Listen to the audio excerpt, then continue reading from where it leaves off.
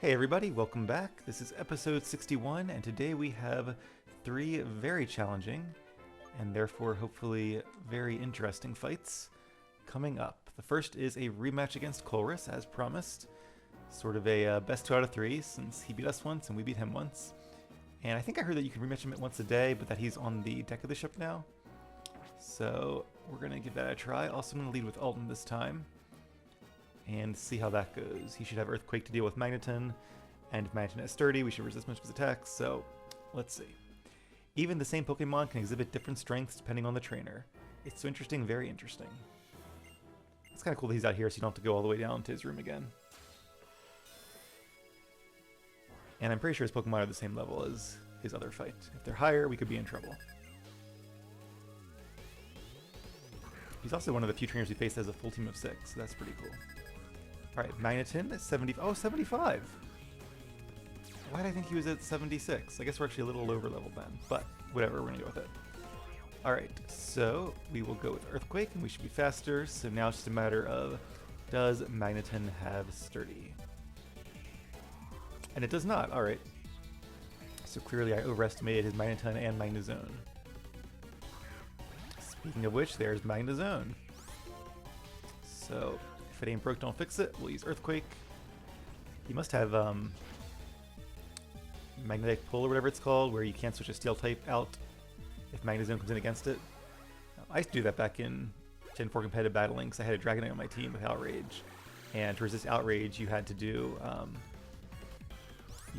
a Steel type pretty much, or use a Steel type. Alright, this Klingling has a Air Balloon, so we'll go with Superpower. Still super effective, and this is going a lot better. Apparently it's a much better strategy to start with Pokemon that knows a ground attack. And to not be paranoid about an ability that they don't have. We popped his Air Balloon and we defeated Klinglang, so nicely done. And there's Metagross. Wow, this is actually much easier than I expected. Now our stats are lowered. But let's go with Earthquake and see what happens. Well, I was saying something before, I can't remember what it was now. What was I just talking about? Magnet Pull. Come satisfy my urge to battle. I'll do my best. Meteor Mesh. This might be a knockout just because of my defense drop. Otherwise I think we'd be okay. Oh, and we do survive. Wow, Alton taking down 4 of Colress's team. That's pretty good. I don't think that one level would have made a difference if I was 75 instead of 76. We probably would have been like maybe 2 HP instead of 13, but I feel he would have lived. Alright, well, nothing is good against Behem that we have, so we'll go with Outrage. So, in order to get a Steel counter out of the way, all you have to do is like draw it out, and then switch in Magnezone, and defeat it with electric attacks, and it couldn't switch out. So, and then once it fainted, Dragonite could do a clean sweep. Alright, Alton has finally fainted. But we are in a lot better shape than we were last time. Let's bring in Nim. Seems like the appropriate choice against a Psychic type, and we'll go for Night Days. And down goes Behem. Alright, so is that one Pokemon left? Rotom? That's incredibly surprising.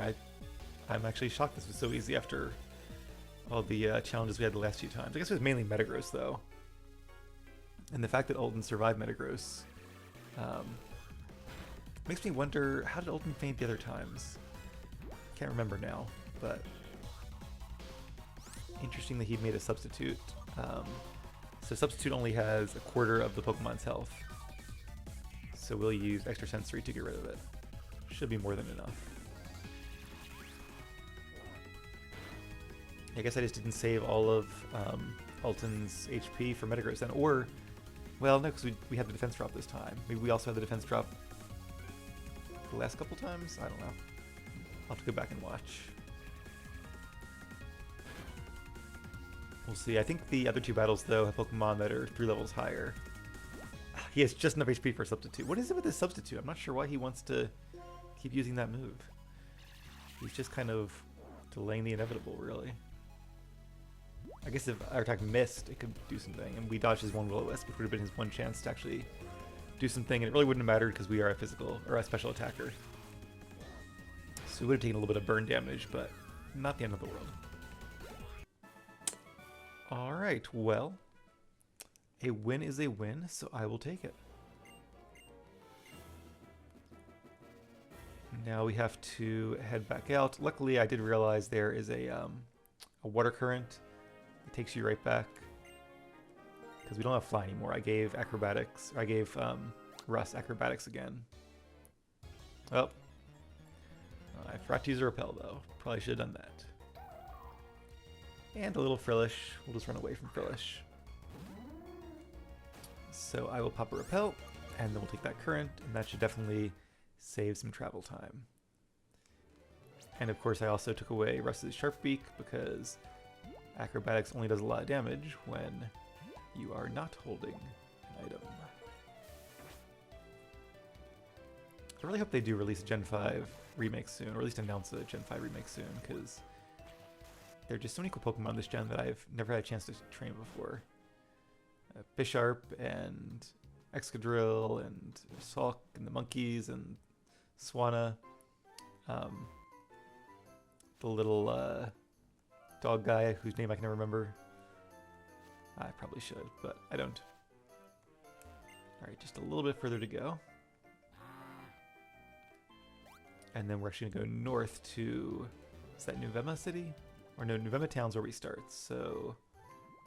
Aspertia? What city is this? It is... Akumele. Thought it was an A. Alright, so we will switch out to Altaria. And I actually probably didn't need to use another repel, but we have tons of them at this point, so might as well.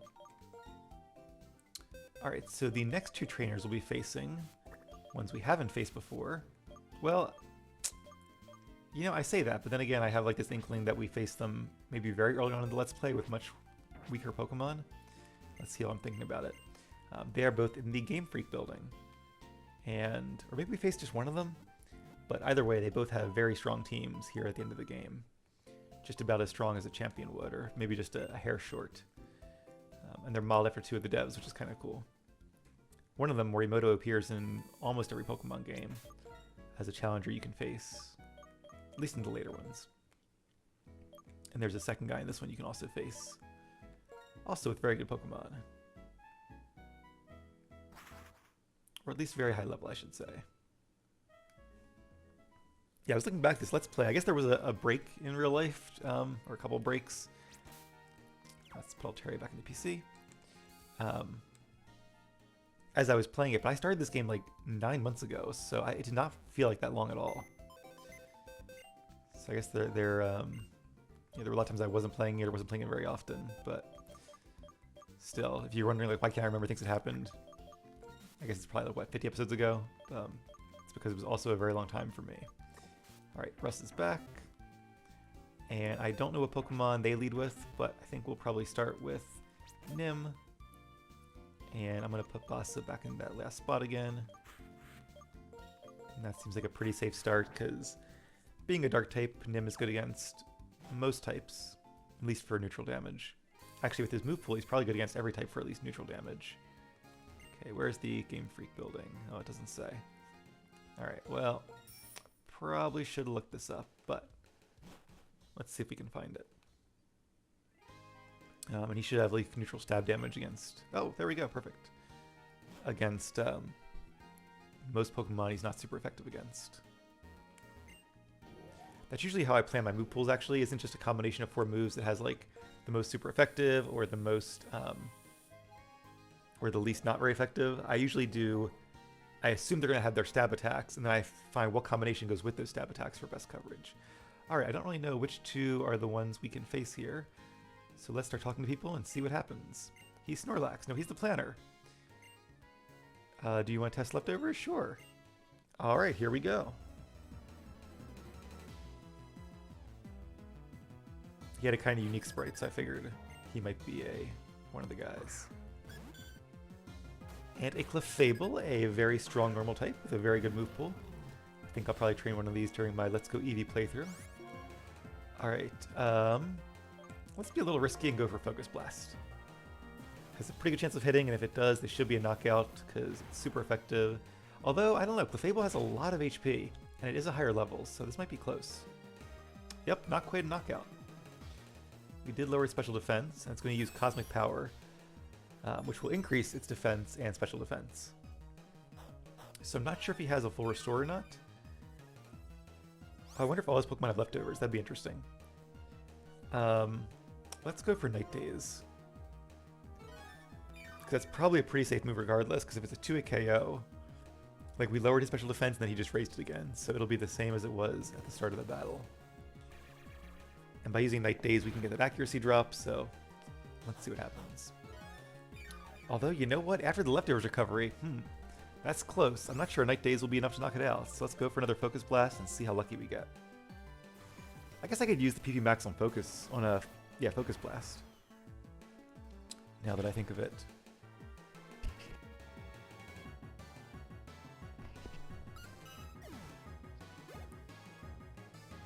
Alright, down goes Clefable and Azumarill. Azumarill is a water type in this gen, not part fairy type. So Night Daze is safe to use. Aqua Tail, which would have done a lot of damage against Bassa. It's going to do a lot against Nim too, because even though Bassa's weak to it, Nim's not, Bassa has much better defenses than Nim does. But at last our disguise has been revealed, and it looks like his entire team does have leftovers. I wonder if that's like an item that he designed. That'd be cool. Because a lot of the devs do stick with the series throughout like a lot of the series, which is very, I think, unusual. At least in the US, I feel like it would be. I'm not sure about what game design is like in Japan. Level 77. Good job, Nim. Still a little underleveled for these guys though, and Snorlax. Alright, so he's not just is Snorlax, or his nickname is Snorlax. He has a Snorlax. Once again, I'll play it risky. Pressed our luck a little bit too far there. Alright, Body Slam should be enough to knock out Nim. But we're doing pretty well, which is why I felt safe taking that risk. Because even Night Daze against Pokemon like Snorlax, it wouldn't have done a ton of damage. Snorlax actually has a very high special defense stat. Luckily, its defense is a little bit lower, so I would think this would be a knockout. Super effective. Yeah, with the Expert Belt, if there was any doubt, that kind of erases it from my mind. Snorlax does have a very high HP stat, but still can't survive Bassa's superpower. And luckily it doesn't do recoil damage, because that would have been a lot of recoil damage based on Snorlax's high HP. It does lower our stats. And Licky, and a lot of normal types and a lot of like high HP Pokemon. Alright, even though our attack is lowered, we're going to try for another superpower. And that should be enough to knock out Licky. Well, I don't know. After the attack drop, it might not be. Nope, not quite. And now our attack is down by 2. Earthquake. So that'll be a lot of damage, but Licky does not get stabbed from it. So I think we'll probably hang on. No, I was wrong. Licky is stronger than I thought. I guess that tongue can make some big earthquakes, but that's okay. It'll give us a chance to use some other Pokemon. And he might use a full restore. Alright, let's bring Asper out. Because I feel like physical attackers are still the way to go. And I don't think we need to use Jump Kick here. And it looks like he's either out of full restores or for some reason decided not to use one. So that was fine. But I feel like even if he did, that would bring it into a KO range. Alright, Wigglytuff. Now we can go for Jump Kick. Super effective. How much will it do? Oh, not bad. About 2/3. Oh, Ice Beam. Okay. Wigglytuff is not a super strong Pokemon, but it does have a good move pool, as you can see. I wonder if... Okay, so Jump Kick is super effective. I feel like Horn Leech is going to be enough. It's going to be very close. Probably depends on the damage rolls. Oh, it wasn't. I was greedy and wanted some health back, but we might have enough health to survive an Ice Beam or a Flamethrower if we don't get burned or crit. No, we didn't. I should have used Return. That would have been enough. Alright, well, that one's on me. And unfortunately, it does lower our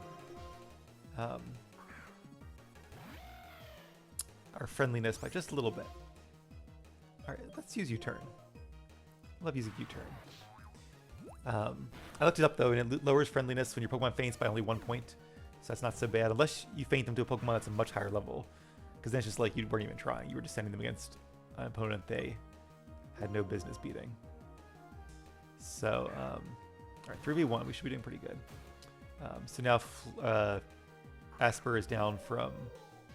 oh, it would have been good to have Asper against Alimaloa. Oh well. We'll go with Earthquake.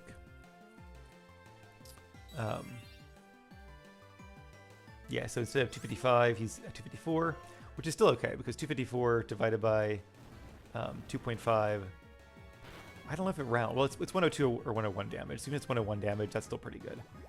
And every time your Pokemon gain a level, they gain like 3. Badly poisoned. That's annoying. Oh, this could be really frustrating, actually.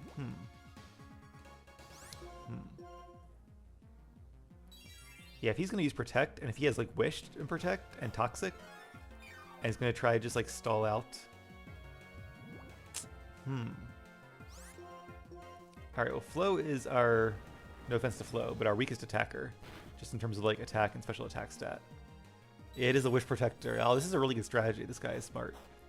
His last Pokemon might actually be very tough, or at least very annoying. And it has leftovers, yeah, oh. Alright, so we're not going to win this matchup. If I'm really smart, I could try to switch in on a turn where it's using, like, Protect. But I don't think there's really a reason to switch, because it's only one Pokemon left. We'll have to bring Flow back out anyway. So I think the goal is going to be to do as much damage as we can. Hopefully Flow will faint on a turn that Alimaloa doesn't have full HP. Because then we can bring in either Russ or Ulton to do as much damage as possible. And there's leftovers. Does it have a Wish Out, or is it just using Protect?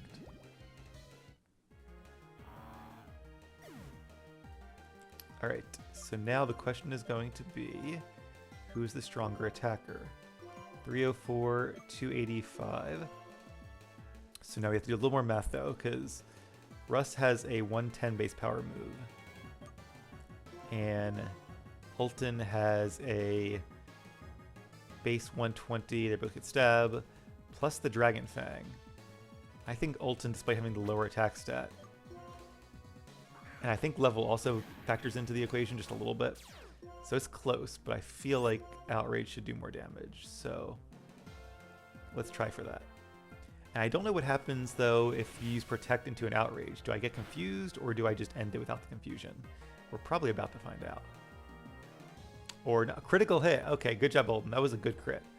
I think we would have won that regardless, but it might have taken a long time and been annoying if we hadn't gotten the crit. And I think you can also face these guys once a day too, so if I need to level up for the Pokemon League, maybe I'll do that. Yep, battle again tomorrow, okay. Our team is pretty beat up, but I think we can probably just use some items instead of going all the way back down again. Also, fun fact, I read that the reason they're on the 22nd floor of the Game Freak building is because Game Freak headquarters, at least when this game was made, was on the 22nd floor of, I think it's Carrot Tower in Japan. So that's kind of just like a nod to their actual office suite. Alrighty. Let's actually switch out Nim for... oh, I don't know. Who should we use? Let's use Flow. Just because Nim's already 77, so... And it's probably... Is it this guy? The game director. Oh. Okay. Not you. Is it you? No. Oh, maybe it's the guy next to him. That's probably who it is. Is it you? Yes, okay, so this guy we battled before, but now his Pokemon are probably fully evolved and maybe even a better team. If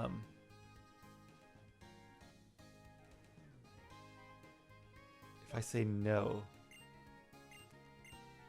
Hopefully I can battle with him again in a second. Because did I use... I didn't use the PP max at least. Let me do that.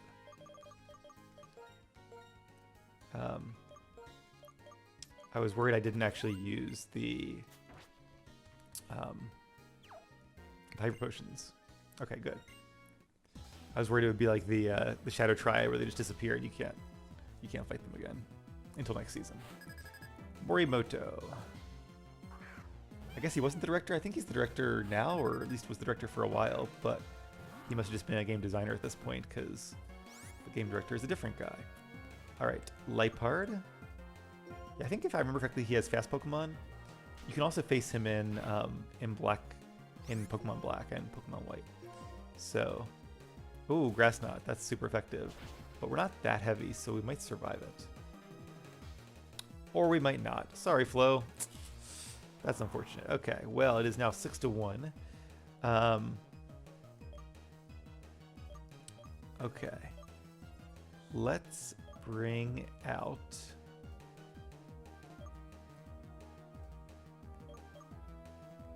Let's bring out Bassa. I was thinking Nim, because then I could be like, a Dark type would resist Dark type attacks, and I could retaliate with Focus Blast, but Focus Blast might miss. Whereas I can also resist Dark attacks as Bassa, the real Bassa being a fighting type. Although I guess the downside is now, if I bring them in later, we'll have a different disguise, if Bassa faints. But we'll see how it goes. Alright, evening up the score, it is now 5-5. So I'm curious if he has the same team. I think he does. I think it was like the 3 Simmies, this guy, Blitzel. Can't remember the last one. Alright, well, our attack is lowered, but we can still go with Wild Charge, although I should have switched there. I really should have switched there, because I should have known that Simipour would be faster, and that, yeah, it wouldn't survive an attack. And plus with our, like, reset attack and defense, that was a dumb move. Alright, now the hard part here, this could actually be bad, because Asper is going to be weak to Ice Beam. Asper is fairly fast. Is it faster than Simipour? I don't know. This could be bad. We are faster. Okay, that's good. I was really worried because if Simipour was faster and used like Ice Beam and Surf, it could wipe out a lot of our team. Now, it wasn't quite a knockout. That level difference is definitely helping him out there. Whoa, and he has one of those berries. Okay. Now, Payback. Maybe he doesn't have Ice Beam because I would have expected an Ice Beam or a Blizzard or something. Let's see if he uses a full restore. He did. Okay, that's good. So that's very dangerous, though, if these Pokemon have items that raise their attack when their health is low, or their special attack. Because they're already very fast. That can make them an even better sweeper. Oh, okay. Oh, critical hit. Good job, Asper. That is perfect. That was a great time for a crit. Although maybe it didn't have Ice Beam if it was using Payback instead. Alright, now Simisear. Okay, I don't really want to keep Aspirin against Simisear. Unfortunately,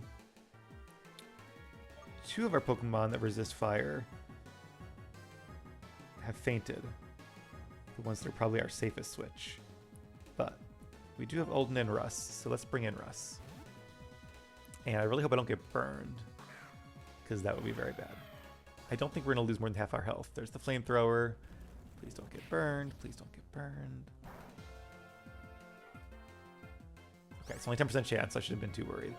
And I think Earthquake is enough damage to knock it out. Although, if I lose this, if I lose that bet, he probably gets another attack boost. So maybe I should use Stone Edge. But, okay, good. I was right. I didn't want to use Stone Edge because I was afraid it would miss. And Earthquake is more than acrobatics in this case. And Zebstrika, a very fast Pokemon as we know. But are we faster? Oh, I wish I had my ground type. I shouldn't have started with... Alright, let's see. Nope, Zebstrika is faster and it uses Wild Charge. Yeah, I don't know about that. Yep, that's a knockout. Sorry, Russ. Alright, so... we are down to our final 3. And he probably has Flame Charge. So I'm not going to send in Asper. Let's send in Alton. I think that's a pretty safe choice. I don't think he has anything that would be that good against Alton. And we have Earthquake to retaliate. So is it 3v3? I think it's 3v3. If I haven't lost count. I think he still has one of the 3 monkeys. Zebstrika and the one I can't remember. right? And Swoobat, okay. That's right. So I think it is the same team as Black. This feels really familiar. All right, 2v2. Let's go for Outrage. And Swoobat is also very fast, but not strong enough to knock us out. Like I said, these will be tough battles. If you guys thought these were tough, I think the Pokemon League is going to be even tougher. Because overall they have stronger Pokemon. I don't know. He seems actually pretty good. I don't really like Liepard a lot, but or Swoobat. But like the monkeys are pretty good. The Freak is pretty good. Snorlax is good. And ooh, Alton hanging in there, surviving that energy ball to retaliate with a super powered Outrage. It's not super effective and it's not super powered, but it might as well be because it's very strong. And we are confused, but the battle is over, so it matters not. And just like that, Game Freak has been defeated. Alright, do we get a... No, I thought we might get leftovers. We already have leftovers, actually, so... I don't think I should need a repel at this point. But alright, so our team definitely took a beating there, but overall that was a good fight. I appreciate those. So I think all that's left to do now, really, is the Pokemon World Tournament, the Pokemon League, and then once you beat the Pokemon League... I actually think we could do them again now, but there are 3 trainers left who are stronger than the Pokemon League. And that would be N and his 4 seasonal teams, Cynthia, a former trainer from another region of the game, and Benga, I think is his name, the guy that is Alder's grandson. So definitely a lot of fun, challenging battles yet to come. But I think first we'll take a break and do some Pokemon World Tournament and see some gym leaders from this region and from other regions. So that should be a lot of fun. Hope you guys stay tuned. But until then, thanks for watching. Keep being awesome, and I'll see you guys again soon.